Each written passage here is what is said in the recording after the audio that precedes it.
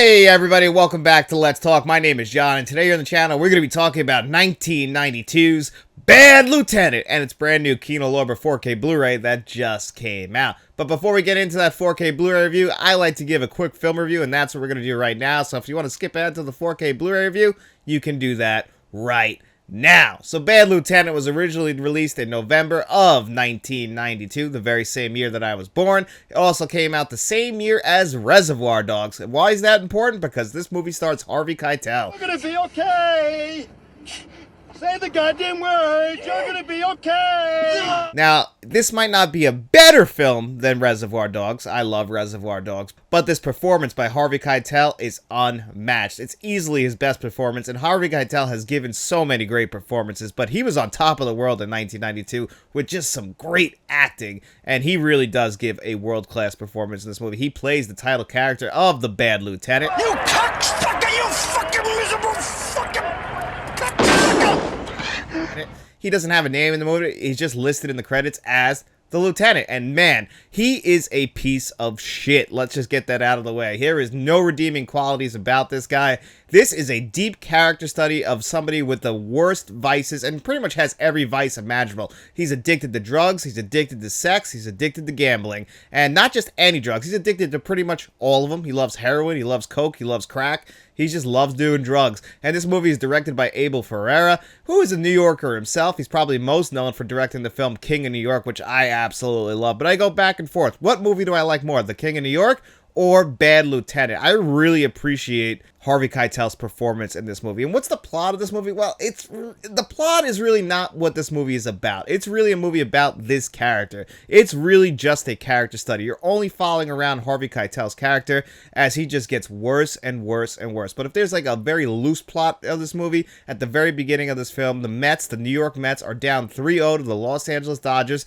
Now, this is a fictional baseball series. This never happened. But the Mets are down 3-0, and this is another reason why I'm pretty much connected to this movie. I'm a huge Met fan. And you know, there's a lot of sports radio, old New York sports radio in here, and they're talking about Darryl Strawberry, who just had his number retired by the New York Mets, and this is around the time where he actually ended up going to the Los Angeles Dodgers, and he's killing the Mets. And Harvey Keitel, he's a gambler. He's trying to get all his buddies, his other buddies on the force to chip in and like, hey, you know what, I'm gonna make a big bet. He's telling them to bet on the Mets, but he himself, he goes out of his way, tells his bookie to bet on the Dodgers. And, are the Mets going to come back from being down 3-0? Well, that's when you'll have to watch the movie, because I'm not going to spoil it for you. So that series is going on, and we're seeing his gambling addiction there. But also, he is a lieutenant, so at the exact same time, a nun ends up getting raped. And that's really what they're trying to say this movie's about, but that's not what's important. Yes, it's important. It's really important to, like, what the lieutenant is going through and to his character, because he's just been a horrible person, and he's got to finally face that. Not only is his gambling addiction way out of control, but he's getting sloppier. I actually love this in Harvey Keitel's performance, how, he's showing up to these crime scenes, he looks sweaty, he looks disheveled, his shirt's open, he's doing the thing like, where somebody's coming off of drugs, where they're moving really slow, and they just kind of look out of it. The co-writer of this movie, actually, Zoe Lunt, she also appears in this movie as a heroin addict herself, and actually shoots up the lieutenant with heroin. She co-wrote this movie. She actually died from complications of years of drug abuse in 1999, and she has freely admitted before she died that she just loved doing heroin. And I kind of respect that when somebody admits that they enjoy doing a drug, because I feel like that's very taboo to say, but she was fully committed to it, and I respect it. I don't agree with it. I feel like that's a bad life choice, but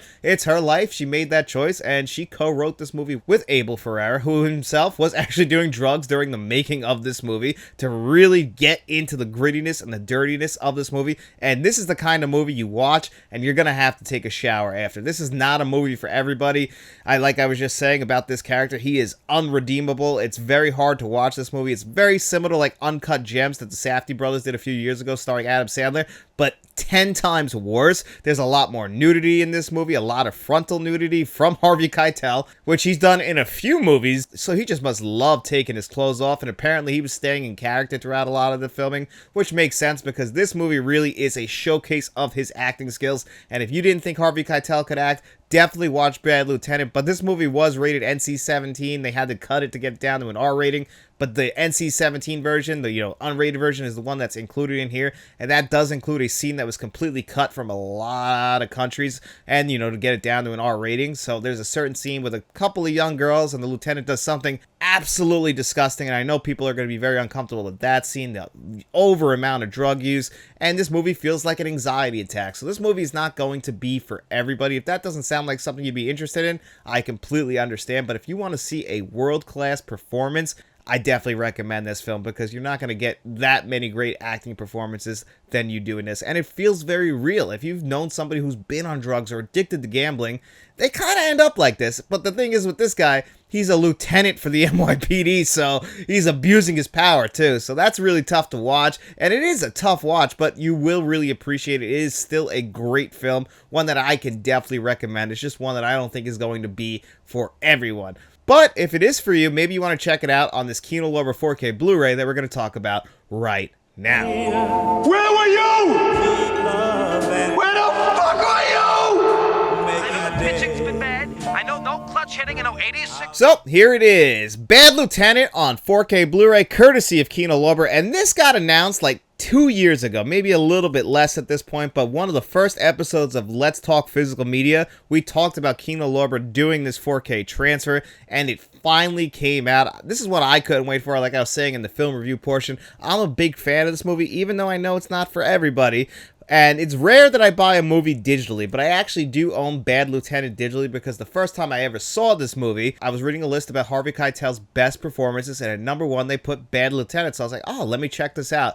And it was like $3.99 to rent or $4.99 to buy. So I actually own this movie digitally, which helped because I was able to compare the digital version to this new 4K Blu-ray, because the Blu-ray that's packed in here is just a downgraded version of this brand new scan. But I'm getting a little ahead of myself. This is a KINO LORBER release. That means we're going to have the standard KINO LORBER packaging. So you can come over here, you slide the slipcover off, you get the same artwork underneath. KINO LORBER likes to keep their stuff uniform, so when you come inside, you get one Blu-ray disc and one 4K Blu-ray disc with the KINO LORBER designs on the disc, so no individual disc design. Very basic, but I do appreciate that from KINO LORBER, although it would be nice to get some alternate artwork, but I still do appreciate that. And like I was saying, that Blu-ray version, it is the new scan of this, downgraded to 1080p. The 4K version will have HDR10 and Dolby Vision. The aspect ratio is 1.85, so it's going to fill up your screen no matter which way you watch it. It has a DTS HD 5.1 and a 2.0 lossless track, and you also have an audio commentary track. And all of your extras are going to be on that Blu-ray, and we got some new extras. Not only we get the previously released making of documentary, which is really good. It's about 46 minutes long. I definitely recommend that, but it was previously released. It was done for the previous Lionsgate DVD, I believe, back in 2000. I'm not entirely sure. I think it might be 2012 when those interviews were done. But you also get a brand new interview with the cinematographer and a new featurette looking at the locations for Bad Lieutenant, which I really do appreciate. Like I said, I'm a New Yorker. This movie definitely captures the tone of New York, mainly because the director's a New Yorker. You shot it in New York in 1992, and the voices, you just know those voices if you've ever lived in New York. I think they really nailed that with this movie. So I really did appreciate all of the extras. I really appreciate them kind of going the extra mile. I've knocked KINO LORBER in the past. Now there isn't that much, but I didn't really expect too much, and I was pleasantly surprised with the extras on this one. Of course, it's also KINO LORBER, so they're going to load it up with trailers for some of their other releases. So, if you're in the trailers, you get plenty of those as well. But when you compare that Blu-ray to the 4K Blu-ray, it is a pretty noticeable jump, but that Blu-ray is very well done. But the 4K Blu-ray is where things are going to shine, and man, they clean this up amazingly. When you watch that making of documentary, they're talking about how it was really hard to shoot this movie. First of all, they only shot it with $1 million. I mean, they didn't have that much film, so if some stuff went out of focus or it looked soft, they had to keep it in. And when you watch the movie on 4K now, or even on the 1080p Blu-ray, they really did a good job. It's not that noticeable if things are out of focus. And when I watched this movie previously, it looked dirty and gritty. They did a phenomenal job cleaning this up, maintaining the film grain as well. There are going to be some certain shots, and they even talk about in the making of where they were just using one light, so some stuff might look a little bit off, but really it doesn't. I was so impressed with the visuals on this 4K Blu-ray. Honestly, they did such a good job restoring this movie to a point where it's never looked this good in the entirety that I have ever seen in this movie. There's a scene in a grocery store. Well, I guess it's more like a convenience store or a bodega or something like that. And, you get all the colors of all the wrappers and everything, and it feels like early 1990s. They're a little bit more faded. They're not bold like they are today. And it's maintaining that early 1990s style while bringing it to a modern audience, which is all you could ever ask for from the 4K format. The audio track is phenomenal, really mixed so well. I didn't expect that at all. I thought this was going to be very lazily done, and it's not. That 5.1 is phenomenal. Making good use of your rear speakers. Like, there's one point where, like, someone's closing a trunk and, it's just coming out of one channel, kind of in the distance. Mixed so well, and it's not a Dolby Atmos track or a DTS:X track. No, it's a DTS HD 5.1 master audio, and they did such a good job on both the visuals and the audio, and I was so happy with the extras. So I really don't have too many complaints when it comes to the Bad Lieutenant 4K Blu-ray from KINO LORBER. In fact, this is one of the better KINO LORBER releases that I've ever seen. Earlier in the year, Kindergarten Cop came to 4K Blu-ray, and I love that transfer visually, but this one not only nails the visuals, but it also nails the audio, and they did a great job with the extras. The packaging, it's KINO LORBER, so it's the same exact packaging that you would expect from KINO LORBER, but everything else is so well done. The only thing it's going to come down to, how do you feel about this movie? Do you like it? If this is a movie that makes you very uncomfortable, I don't recommend rewatching it. But if you're somebody who wants to see a great performance from a great actor in his best performance of all time, I definitely recommend. If you like the crying that Harvey Keitel does at the end of Reservoir Dogs when he realizes the truth, there's a lot of that in this movie, because you're watching a man just crumble in this film. Really, a man at the end of his rope, and he's really got to face it at this point. And man, if you haven't seen Bad Lieutenant, I can go on and on. I really enjoy this movie, even though I know that it's not a movie for everybody. But if it is for you, I recommend this KINO LORBER 4K Blu-ray highly. How would I rate this one on a score of 1 to 10? I would give it a really solid 9 out of 10. But anyway, guys, that's going to do it here for me on another episode of Let's Talk. I really hope you enjoyed this episode, and if you did, don't forget to hit that like button, hit that subscribe button, turn notifications on, share this video if you could, or you can even become a channel member and support us financially. We have a Friends of the Channel tier. We also have a Producers tier where you're going to find John Doe Juggalo, Jason Martin, and Mr. Smelly Potato. And we also have a Directors tier where you're going to find Frank from Frank's Media and Reviews. Him and John Doe Juggalo also have YouTube channels that I highly recommend you guys go check out, especially if you love physical media. But if you got no money to throw our way, we don't mind at all. We just really hope that you enjoyed this video, and if you did, get out in those streets and tell your friends about us. And then we'll be seeing you around.